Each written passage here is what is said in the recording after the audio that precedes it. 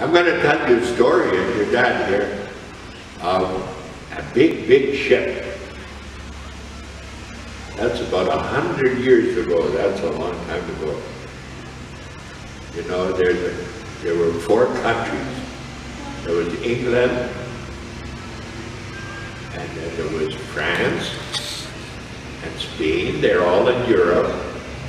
And then there was Germany, all in Europe. And they all wanted to be the biggest, strongest country. Now, how can you show that you're big and strong? In those days, that's 100 years ago, the best way was to build the best, biggest ships. And so they were going to build a big ship. And in England, there was a man who had a company called the North Star Company. He was going to build this big ship called the Titanic. And it was very big. It could hold 5,000 people. That's almost like half of all the people living in Steinbach. You know, one big ship. Today they even have bigger ships, but those days there was no bigger ship. And then they built that, and it was beautiful, that ship, but it was very expensive. Just one trip from England to New York, one way, in those days cost $4,500.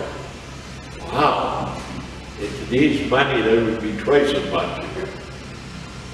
You know, who could afford that?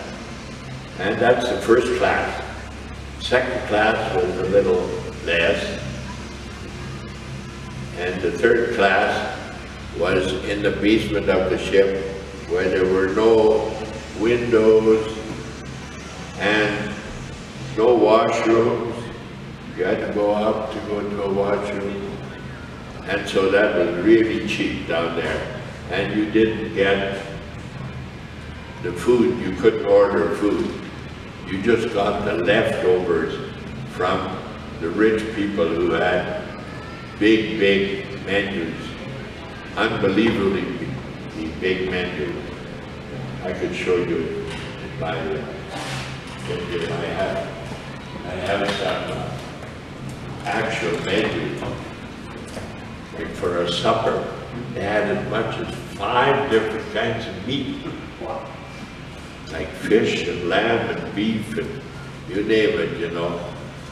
And they had enough food on that big ship for 5,000 people for 2 months. They wouldn't have to go shopping for groceries for 2 months. That's a lot. And this big ship was called Titanic. And there was a missionary lady, her name was Anne Funk. She was a Mennonite from Pennsylvania. She wanted to do something special for girls, you know. So she went to India, and in India at that time, only boys could go to school. Girls couldn't go to school. They said, oh, girls could just stay at home and learn how to cook it from their mom and wash the dishes and wash the clothes. So girls, no school. Well, this Anne Funk, she thought, oh, girls should learn how to read and write too, and learn to go to school, all the things they learned in school. And so she went to India and started a girls' school there. And so in India they have girls' schools since that time. That was 1921. And then when she was there for about 8 years or 9 years, she got a telegram, letter from home saying her mother was very sick and she should come home. So she took the first boat. They had no airplanes yet to fly on.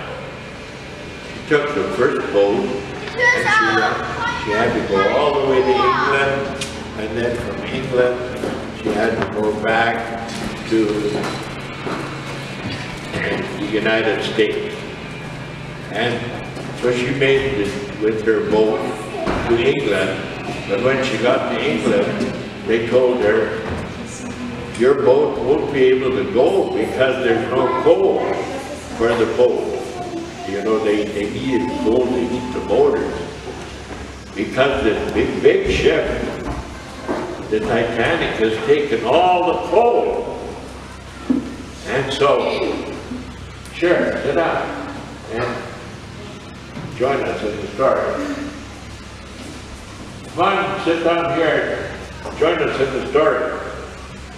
And so they said to this Aunt Fun, you know, if you want to pay extra, like her ticket was on a regular boat, if you want to pay extra, you can take this fast boat all the way home to New York in the United States. And so that's what she did. She used all her money to pay for the extra, and she got on the Titanic. And she was on her way. Now, Titanic was very luxurious. The first couple of days sailing were very nice. Everything was going good. But then, as it got close to North America, near Newfoundland, you know, in the springtime, this was in April, the big pieces of ice in the Northland break up, and then those big pieces of ice float away. And some of those pieces of ice are very, very big. They're like a couple of miles long. And so there was this huge, huge piece of ice.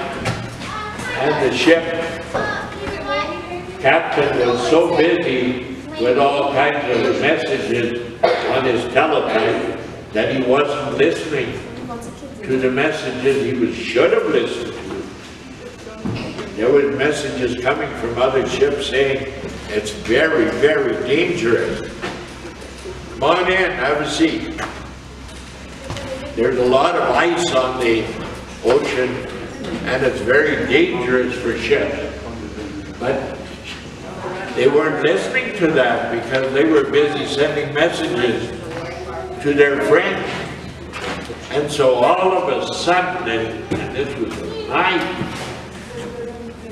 when it's dark, I mean the ship has the good lights, but it's dark outside on the ocean.